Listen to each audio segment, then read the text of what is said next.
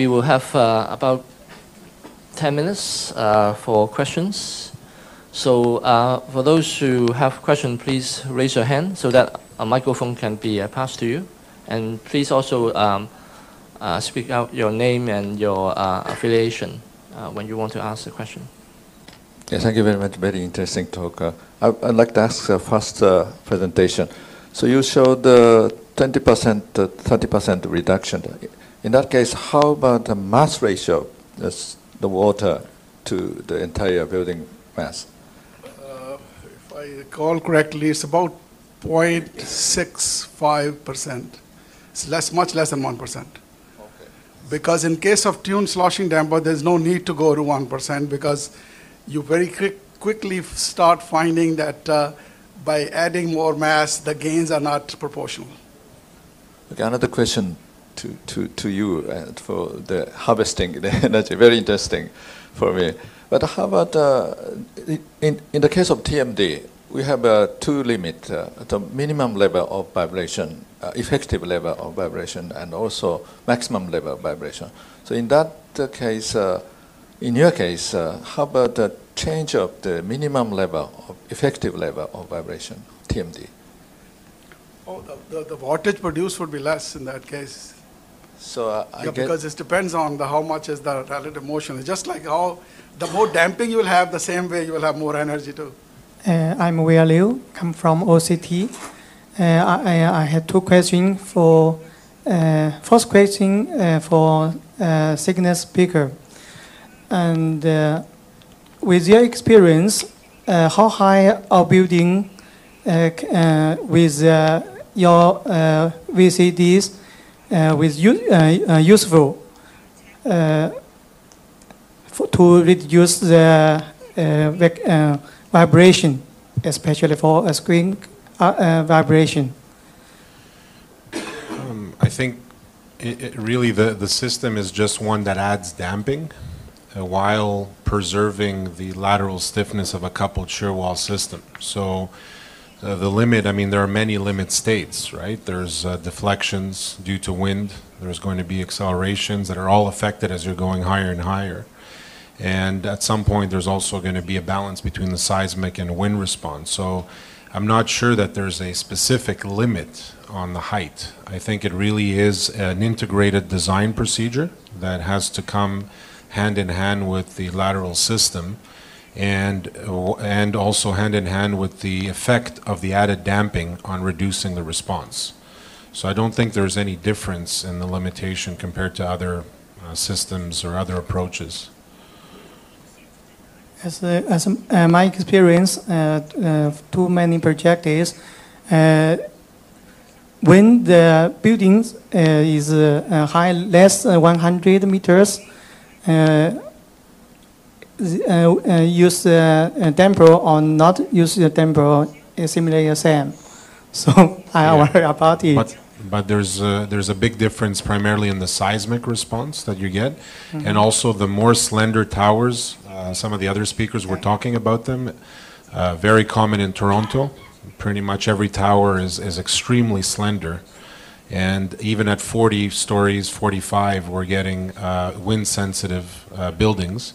And also there's a new effect for downtown cores, which is basically the buffeting effect, where you're getting vortices hitting buildings. And this has nothing to do with the dynamics that have been considered to date for estimating the dynamic effect, which is a building at a time. And that effect as well is heavily influenced by damping. So you could get wind problems for buildings, just above 40 stories. Now, independent of this, the seismic response, which is usually neglected in low seismic and moderate seismic areas completely, and I think it's going to take, unfortunately, when there's an earthquake on the east coast of North America, it will be very devastating. And also on the other side, on the west coast, people are considering performance-based design, and there's tremendous advantages to move away from the coupled yielding shear wall buildings. Thank you. You're welcome. Maybe I'll ask one question to Mr. Christopoulos. For the VCD, do we have actually a lifetime limit for the VCD, whether the material or the performance will vary from time, and how long do we need to start replacing?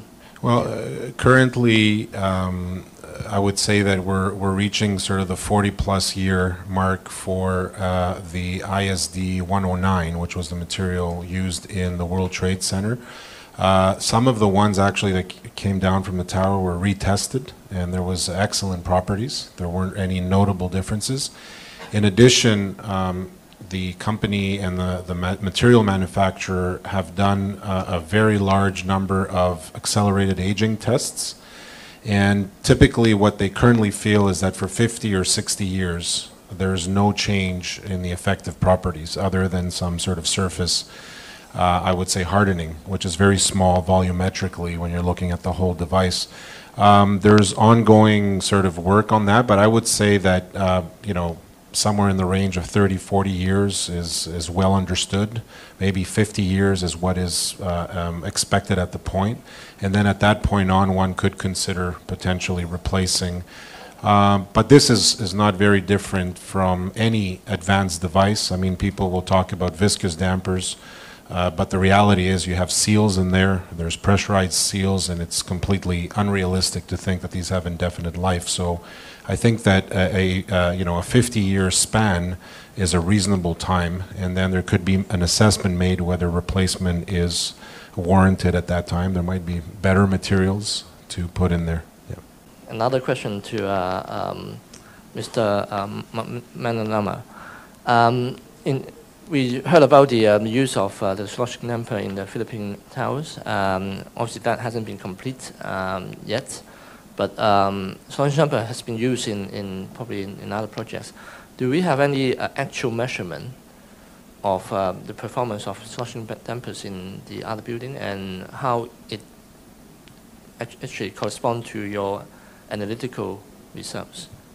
The instrumentation of the Dallas Tower has just been started, as far as I know. The Philippine project, the proposal is being discussed. Ahsan, do you have any other actual measurements from? I think there are in literature many other buildings which have sloshing dampers.